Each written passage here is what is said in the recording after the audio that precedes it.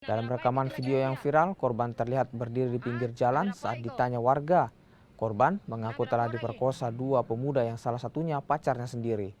Kurang dari 24 jam, tim Reskrim Polres Tabes Makassar akhirnya merangkap kedua pelaku.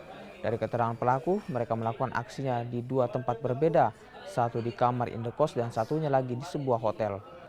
Para pelaku ini kini ditahan di Mapolres Tabes Makassar dan terancam hukuman 12 tahun penjara. Dari pemeriksaan itu, korban ini dengan dibantu dari Ibu PTD sama ahli psikolog Perdik, di mana korban ini mengalami gangguan keterbelakangan mental. Jadi tindak pidana kekerasan seksual terhadap penyandang disabilitas, ya, kita kenakan di pasal 6.